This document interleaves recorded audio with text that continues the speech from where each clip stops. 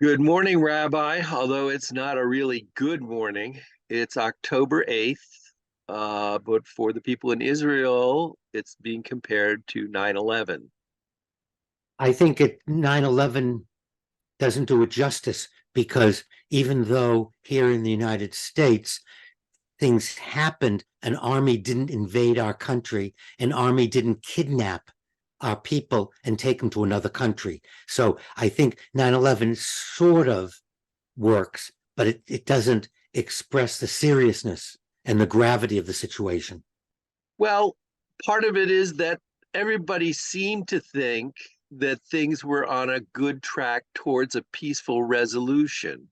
And now, of course, it's like Chinese New Year, where they light that really giant roll of firecrackers. And it just goes on and on and on. And you keep wondering when's this explosion's going to stop? And at the end, what's going to happen?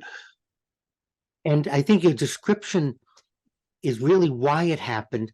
It looked like things were settling down. It looked like there might be peace, uh, whatever that may take. And this didn't work for Iran. Iran wants instability in the Middle East. It's in their best interest to pit one country against another. And Hezbollah is supported by Iran. The Hamas is supported by Iran. They're Iranian weapons, they're Iranian trained. And so it was in Iran's best interest to stop the peace, particularly where Israel and Egypt were getting along so well and establishing a good peaceful relationship.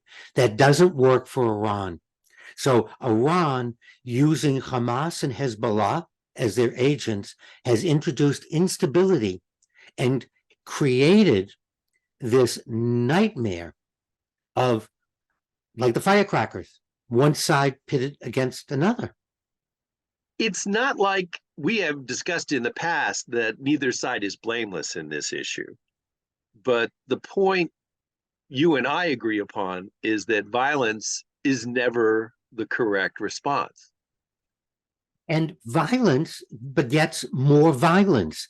When we look at the history of humanity, and we find when any particular group resorted to terrorism and violence, the other side did more hurt and more, and it just exacerbates it. So there's nowhere in history that one can point and say, oh, violence solved the problem. It got peace for everybody, and our group now lives in peace with them. It never happened. It just begets more killing and more death and more violence. How can anybody think that Hamas could possibly win anything in this situation? Iran doesn't care if Hamas loses or how many people die. Their goal is to create instability in the Middle East, and that's what they've done. Israel was invaded, and they're going to defend, and then hundreds of Israelis have been kidnapped and taken to Gaza. What would the United States do if hundreds of our citizens were kidnapped and taken into Canada or Mexico by a faction? What would be the response? And unfortunately, it is at a time when the Israeli government was debating peaceful solutions. There was no resolution, but there was an attempt to come to a resolution. And now, of course, all sides have tabled that issue. Think about it, Joe. People who are hurt other people. And that's just an adage if we look at the history of mankind.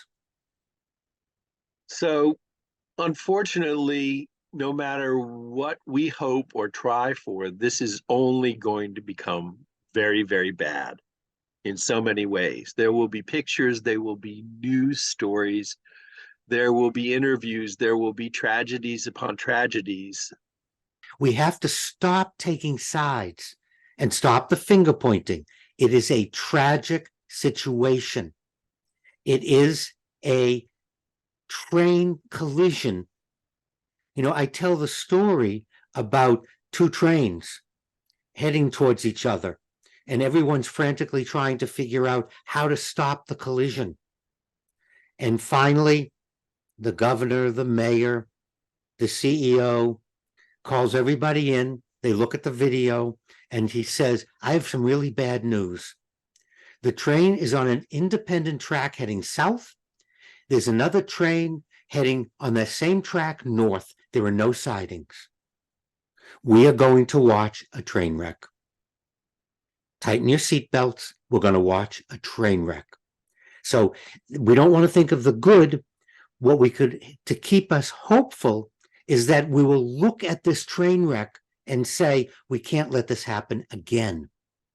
We can't let a third party come in and inflame everybody, infuriate people, make people take sides so that a lot of death takes place, a lot of hurt takes place. That's our hope. However, I think it's a mistake to think of good coming out. I think we're watching a train wreck. Well, I know what I appreciate watching, and that's you in these times, Rabbi. Make a lot of jokes about how smart you are, how funny you are, and about how helpful your advice is. But that message of hope is something that I'm going to try and keep with me, and I hope everybody else does as well. Thank you as always. Yes, our hope is seeing another train wreck will get us not to let it happen again.